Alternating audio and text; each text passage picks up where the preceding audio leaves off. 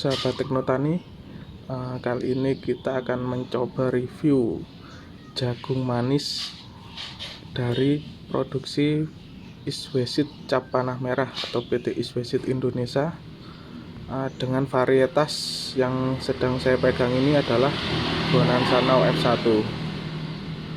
Untuk kemasannya ini terlihat eksklusif menggunakan kemasan kaleng. Mungkin yang lebih dulu menggunakan kaleng seperti yang kita tahu adalah kacang panjang, varietas Kanton Tavi maupun Parade Tavi. Ini untuk bentuk kemasannya seperti ini. Ini ada logo Iswesit Cap Panah Merah. Di sini juga terdapat keterangan isi 1800 butir. Jadi dalam satu kemasan kaleng ini terdapat sekitar 1800 butir, dan biasanya pasti lebih 1 atau 2% dari yang tertera di sini. Nah, jika digramasi itu biasanya kalau Iswesit Indonesia atau Cap Panah Merah dengan kemasan segini 1750 atau 1800, biasanya gramasinya itu sekitar 200 gram. Jadi untuk panah merah biasanya 200 gram. Mungkin kita coba hitung. Ini juga ada timbangan digital. Nah, sudah 0. Jika kita timbang sama kalengnya, gramasinya menjadi 314,6.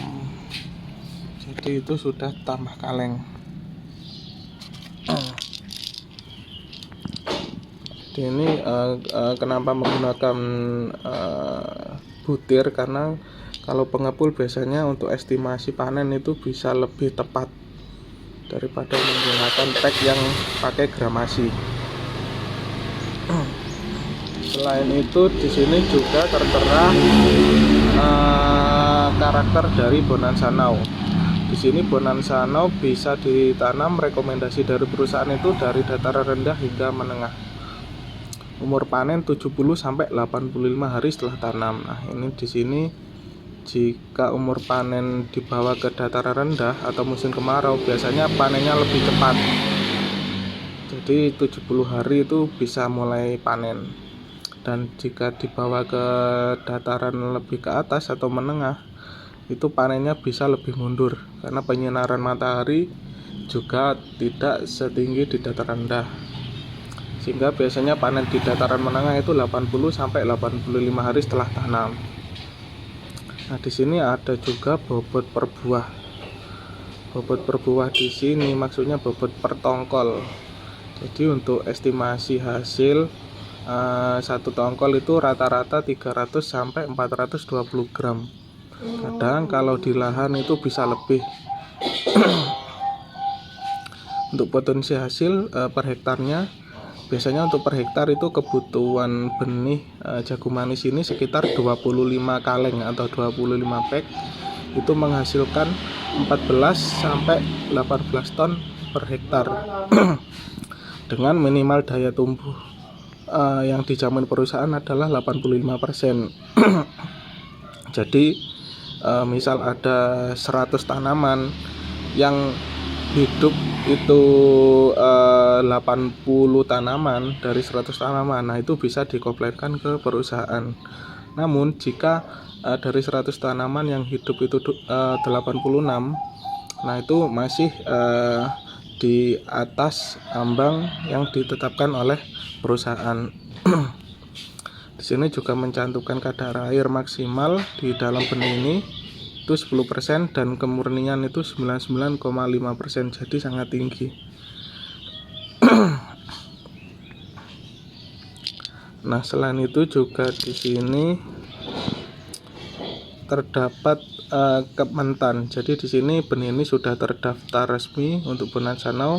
Kementannya adalah nomor 2071 /KPTS /SR titik 120 /5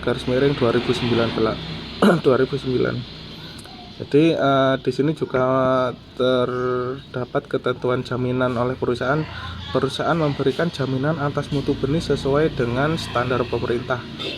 Tanggung jawab perusahaan adalah terbatas pada jumlah benih yang dibeli dan tidak termasuk biaya lainnya. Jadi maksudnya di sini jika petani membeli benih ini dan itu menyebabkan gagal di awal, misal gagal karena daya tumbuhnya kurang, nah itu bisa dikomplainkan perusahaan. Jadi misal petani beli 10 piece dan dari 10 piece itu tidak memenuhi standar daya tumbuh perusahaan dan dikomplainkan valid, itu akan diganti 10 piece juga oleh perusahaan. Jadi pergantian 100% di benih jika itu memang kesalahan dari perusahaan.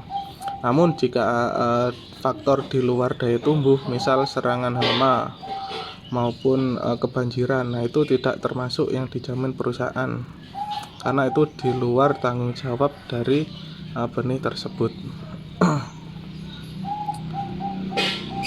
Nah ini juga ada petunjuk bukan untuk dimakan, dijadikan pakan atau minyak berdasarkan dari sinar matahari. Karena kalau terpapar sinar matahari, kondisi dalam ini panas dan menyebabkan daya tumbuh itu akan menurun. Ini yang jelas, dan paling penting adalah benih ini bersertifikat. Jadi ada jaminan dari pemerintah maupun perusahaan, dan benih yang sudah jelas asal usulnya. Jadi petani tidak perlu khawatir. Sini juga ada lembaga sertifikasi, dan yang jelas ini ada Ewin Code. Apa itu Ewin Code? Yaitu coating yang atau lapisan yang berada di permukaan benih.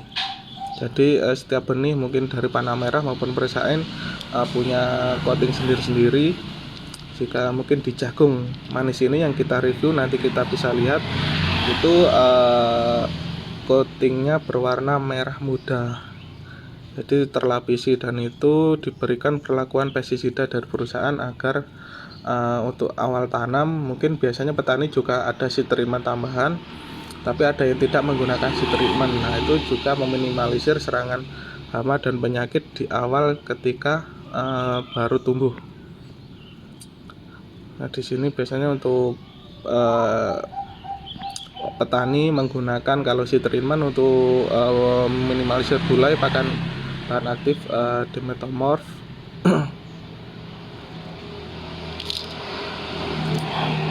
Nah ini juga di sini terdapat produksi oleh PT Ispesit Indonesia dan alamatnya, tertera juga nomor telepon yang bisa dihubungi.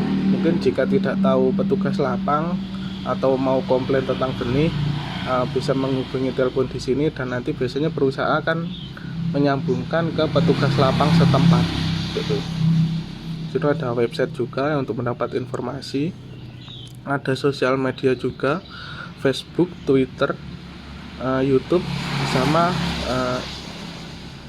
Instagram. Nah ini bentuk packnya.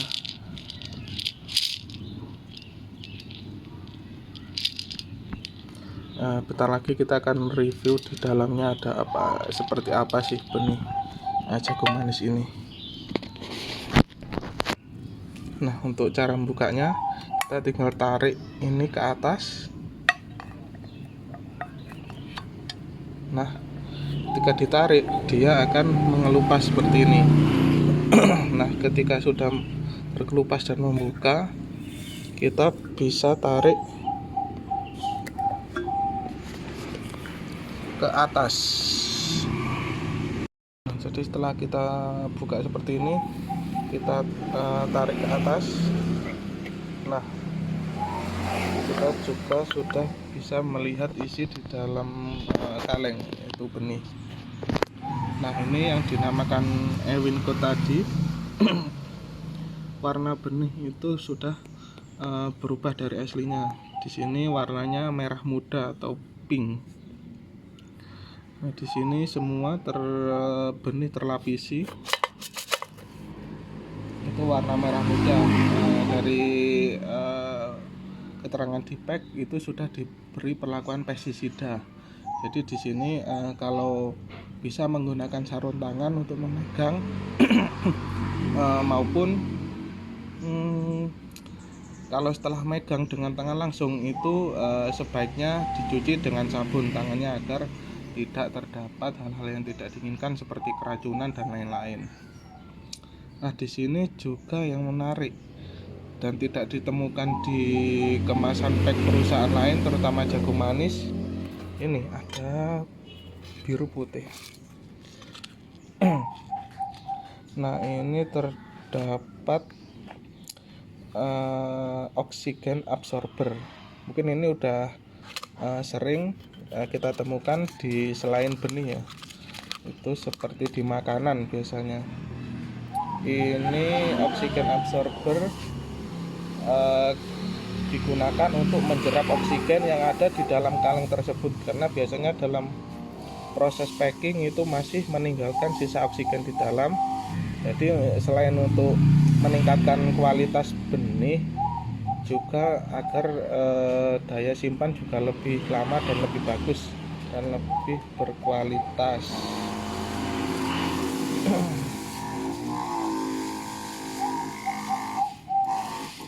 Jadi seperti ini, tidak untuk dimakan, ini hanya untuk tambahan di dalam benih. Jadi kualitasnya bisa dijamin lebih bagus. Oke, mungkin sekian dari saya. Mungkin kalau ada pertanyaan bisa dilanjutkan di chat. Terima kasih. Assalamualaikum warahmatullahi wabarakatuh.